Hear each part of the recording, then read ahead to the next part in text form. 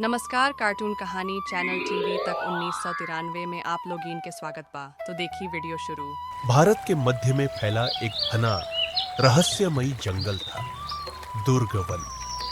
पुराने समय में कहा जाता था कि ये जंगल बोलते हैं। पेड़ों की फुसफुसाहट, जानवरों की चाल और पत्तों की सरसराहट के पीछे कुछ छिपा हुआ है, कुछ ऐसा जो सिर्फ सुनाई देता है पर दिखाई नहीं देता। दुर्ग वन में 3 खास जीव मित्रों की जोड़ी थी। गजरा, एक विशाल और बुद्धिमान हाथी, झपक, एक चंचल और जिज्ञासु झेब्रा, चित्रांग, एक तेज तर्रार और सतर्क हिरण।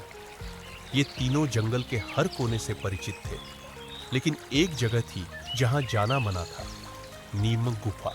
कहा जाता था कि इस गुफा में राजा सोमेश्वर का छिपा हुआ खजाना है, जिसे सदियों पहले छिपाया गया था। और उस खजाने की रक्षा करती थी 2 रहस्यमयी चुड़ैलें, नारिया और काकिनी। दोनों चुड़ैलें हर अमावस को गुफा से निकलती थी और पूरे जंगल के आकाश में विचरण करती रहती, रहस्यमयी रूप में। उस वक्त कोई भी जानवर बाहर नहीं निकलता। एक दिन जंगल के दक्षिणी किनारे पर हलचल मच गई। एक इंसान जंगल में दाखिल हुआ। नाम था शंकर। पेशे से पुरातत्ववेत्ता, पर असल में वह खजानों की खोज में रुचि रखने वाला एक साहसी व्यक्ति था। उसके दादा ने बचपन में एक नक्शा दिया था जिसमें दुर्ग वन और नीम गुफा का जिक्र था। वर्षों की खोजबीन के बाद वह यहाँ पहुंचा था, ये सोचते हुए कि शायद अब समय आ गया है कि परिवार का पुराना रहस्य सुलझाया जाए। जंगल के पेड़ जैसे फुसफुसा उठे। गजरा, झपक और चित्रांग ने शंकर को देखा और छुपकर उसकी गतिविधियों पर नजर रखने लगे। शंकर ने एक पुराने कागज को बाहर निकाला, नीम गुफा का नक्शा। लेकिन इसमें कुछ अजीब था। नक्शा सिर्फ आधा था, बाकी हिस्सा गायब था।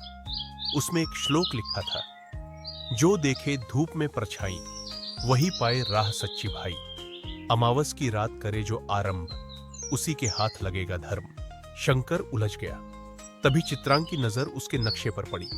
उसे याद आया कि उसने वैसा ही एक टुकड़ा कुछ साल पहले एक पुराने बरगद के नीचे देखा था। तीनों जानवर आपस में विचार करने लगे, क्या इंसान को खजाने तक पहुंचने देना सही होगा? गजरा ने कहा, अगर यह खजाना किसी योग्य के हाथ में जाए तो जंगल का भला हो सकता है। उन्होंने तय किया कि शंकर की परीक्षा लेंगे। झपक ने आरव को एक पगडंडी दिखाई जो नियम गुफा की ओर जाती थी, पर वहां हर रात डरावनी परछाइयां दिखती थीं। जैसे ही शंकर ने कदम रखा, हवा बदल गई। एक रहस्यमयी आवाज और 2 आंखें चमकी, काकिनी की। कौन है जो हमारे खजाने की राह ताकता है? उसकी आवाज चारों ओर गूंज गई। शंकर पीछे नहीं हटा।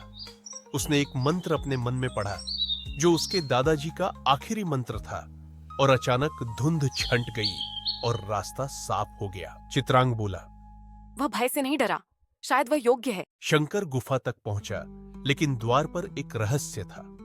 सूरज की रोशनी में गुफा की दीवार पर एक परछाई बनी थी, जिसका आकार इंसान का था, लेकिन वह परछाई शंकर की नहीं थी। उसने ध्यान से देखा। अंदर अंधेरा था, बस एक दिया जल रहा था। नारिया प्रकट हुई, सफेद बाल, लाल आंखें, पर चेहरा थका हुआ, जैसे सदियों से किसी इंतजार में हो। उसने कहा, तू क्यों चाहता है खजाना? शंकर ने झूठ नहीं बोला। मेरे दादा ने कहा था कि यह खजाना सिर्फ उन्हें मिलेगा जो अपनी आत्मा की परख करने को तैयार हो। नारिया ने उसकी आंखों में देखा और एक सपना भेजा, उसका भविष्य, जिसमें वह खजाने को लेकर लालच में अंधा हो चुका था और सब खो बैठा था। शंकर चौंक गया और कहा, अगर यही होता है तो मैं खजाने का त्याग करता हूं। गुफा के अंदर एक और दरवाजा खुला।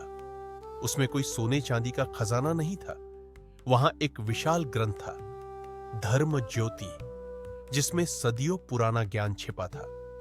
वही असली खजाना था। गजरा बोला, तुमने स्वार्थ नहीं, धर्म चुना, यही असली योग्यता है। नारिया और काकिनी ने जंगल की रक्षा आरव को सौंप दी और वादा किया कि वह ज्ञान को सही हाथों में पहुंचाएगा।